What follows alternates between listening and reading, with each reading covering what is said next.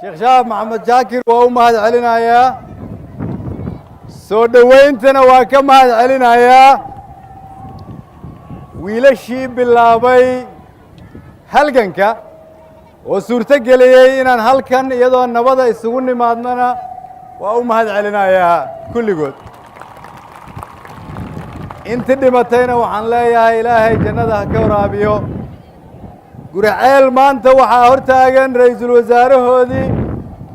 waxaa fadhiyo taagan sidoo kale taliyayaashii ciidamada qalabka sida waa taariikh cusub oo isqoraysa soo maaha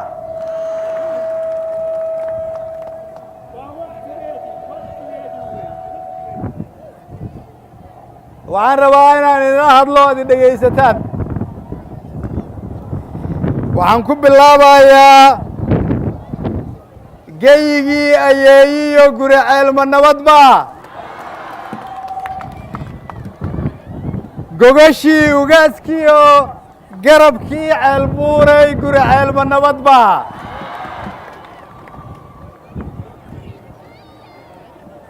gurigii gorfayntow gacaltooyo dhowrow guriceel ma nabadba si fiican idinma maqlo xaruntii ganacsiga weeye guriceel ma nabadba dhul guduudanoo sii guduudan weeye guriceel ma nabadba garoor ari iyo giiro sixin ku hodanay guriceel ma nabadba salaan gacaltooyo naga guddooma reer guriceelow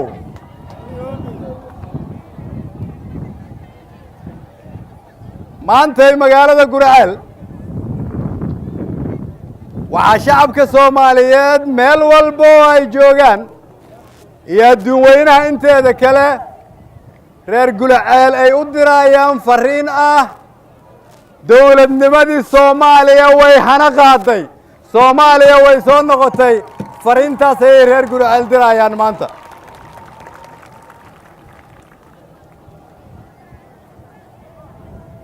waxaan ka mahad celinaynaa soo dhowaynta diiran haddaad tihiin walaalaheen reer guriceel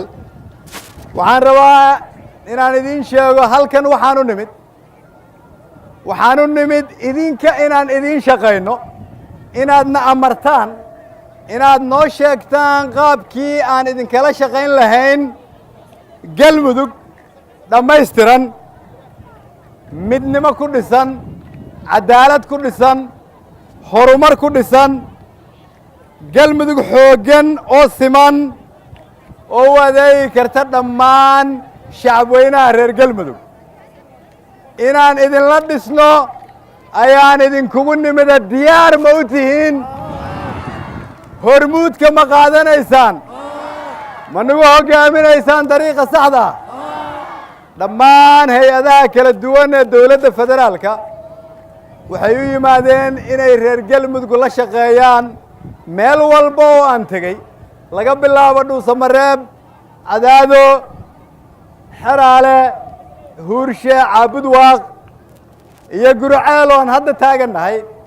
meel walba oo aan tagnay shacabka reer galmudug waxay yidhaahdeen waxaan diyaar u nahay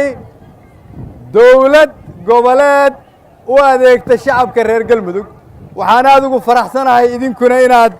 farriintii aad soo gudbiseen dadka kale ay soo gudbiyeen waxaan rabaa inaan idiin sheego qolo dowlad laguma dhisi karo qabyaalad dowlad laguma dhisi karo nin jeclaysi dowlad laguma dhisi karo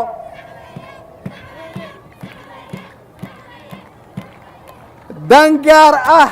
dowlad laguma dhisi karo walaalahay reer guriceel oo la garanayo taariikhdooda galmudug waxay idinka rabtaa hiilkaasoo ah inaan ku ridno dariiqii saxda ahaa dariiqaasna waxaan aaminsanahay haddii reer Gurceel ay u mudoobaan inay wax badan ka tari karaan midnimada inta kale ee reer Galmudug waxaan rajaynayaa marka dhalinyarada hooyooyinka gabdhaha Soomaaliyeed odayaasha dhaqanka iyo cid walba oo reer Galmudug oo ay ganacsatada ugu horeyso inaan iraahdo waxa la soo gaaray waqtiga la dhisi lahaa Galmudug midaysan tayaysan oo toosan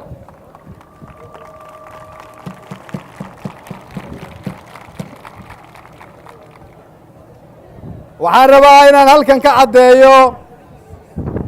dadka Soomaaliyeed waxay leeyihiin taariikh la yaqaan taariikh ka madax bannaan qabyaalad iyo qoloqolo 1948 halgankii SYL markii ay damceen inay Allah u naxariistay haliyey Cabdullaahi Ciise Maxamuud u diraan qaramada midoobay ama markay waagaas ay ugu yeeri jireen unada si uu ugu soo sharaxo qadiyadda iyo rabitaanka ummadda Soomaaliyeed oo ah in gobonnimo degdeg loo helo wuxuu gumaysigii waqtigaa ku yidhi dhallinyaradii idinka ficiina ahaa oo SYL keensada qofka aad rabtaan inaad u dirtaan qaramada midoobay ha la tallaale maadaama ay sharci ahayd in la tallaalo qofka dhoofaya halgamayaashii iyagoo ka baqaaya in la sumeeyo Allah u naxariistay Cabdullaahi Ciise ayay waxay soo hormariyeen in la yiraahdo Maxamuud Yuusuf Muuro oo ka Cabdullaahi Yuusuf oo naftiisa soo qadimay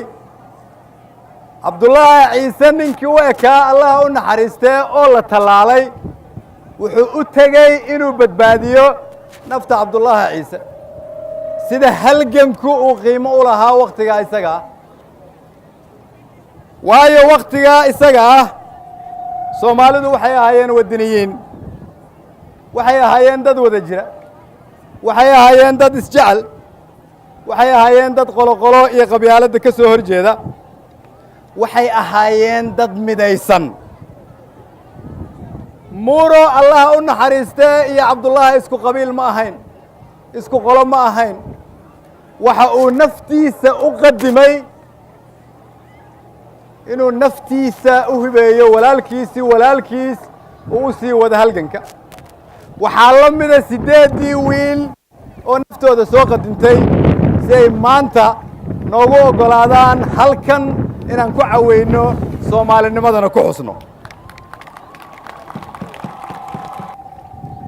8 wiil ilaahay ha abaal mariya halgankoodii waxa uu kalifay in maanta aan idinla hadlayno aniga Sheekh Shaakir aanu tagnay halgamayaal kale oo ku xareysan qaybta 12aad waxaan maanta ku guuleysanay taliyaha ciidanka xoogga dalka Soomaaliyeed inaan keenno qaybta 12aad si ciidamada xoogga dalka Soomaaliyeed ay uga howlgalaan waxaa kaloon maanta ku guuleysanay in wiilashii idinka soo jeeday oo idin difaacayay aan ugu sheego qaybta 12aad horteeda in la qaramayn doono ay qayb ka noqon doonaan ciidamada xoogga dalka Soomaaliyeed ay difaaci doonaan dalka xoreyn doonaan gobollada kale ee ka tirsan dawlad goboleedka Galmudug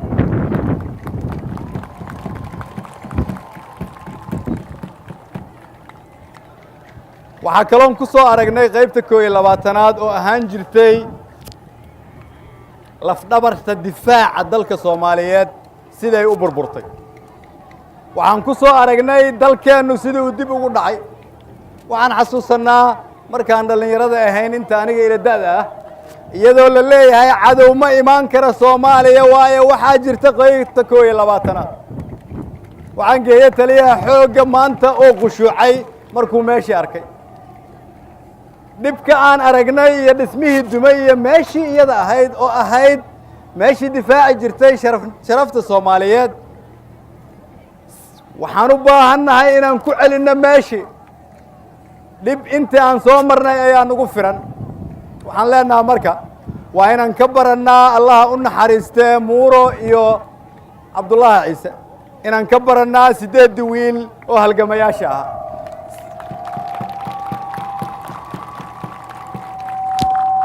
sababtoo ah waxay ku sifaysnaayeen Soomaalinimo aan liin baxayn marna aan liin baxayn Soomaalinimo aan doorsoomayn Soomaalinimo aan fasaqmayn waxaan rabaa walaalahay reer Guraceel marka inaan u sheego dawladnimada hana qaaday idinku aad hormuudka u tihiin si loogu daneeyo dhammaan shacabka reer Galmudug iyo sharafta Soomaaliyeed meel walba ay joogto idinka ayaa la idinka rabaa dawladduna waa adeegayaashiinii idinka idin adeegaysay waxaan rabaa sidoo kale halkan maanta walaalahay reer Galgaduud iyo walaalahay reer Hiiraan inaan iyagana ka codsado si walaaltinimaha aan uga codsanno ma isqaban karaan inaan dalka dib u dhisayno iyo in meel halkan aan ka fogeyn matabaan oo ilguulle la yiraahdo in lagu daadinayo dhiig waxaan leeyahay ama reer Hiiraan ahaw ama reer Galgaduud ahaw waa in la joojiyaa dagaalka loona joojiyaa sida ugu dhaqsaha badan haddii Ilaahay yiraahdo waa in qof walba oo gacan ka geysan karta in dagaalka la joojiyo dadkana la islu keeno ay joojisaa qaybna ka geysataa markaasna waa inaan niraahdaa mar dambe aqbali mayno in wiilal ay nooga dhintaan macno darro waa inaan niraahdaa mar dambe ma aqbalayno in carruurteenna mustaqbalkeeda la xumeeyo waa inaan niraahdaa mar dambe yaanan fiirsanin khaladaan wax ka qaban karno waa inaan kulligeen niraahdo wakhtigii dagaalka waa dhammaaday reer Guraceel waxaan galnay wakhtigii nabadda wakhtigii nabadoonnimada wakhtigii midnimada wakhtigii dib u dhiska dalka Soomaaliyeed si aan u soo celinno sharafteenna wakhtigii horumarka waxaan leeyahay marka Guraceel waxaan maanta idinkugu yeerayaa inaad hormuud ka noqotaan wakhtigii nabadda nabadoonnimada midnimada dib u dhiska iyo horumarka Soomaaliyeed waa mahadsantihiin wassalaamu calaykum waraxmatullahi wabarakaatu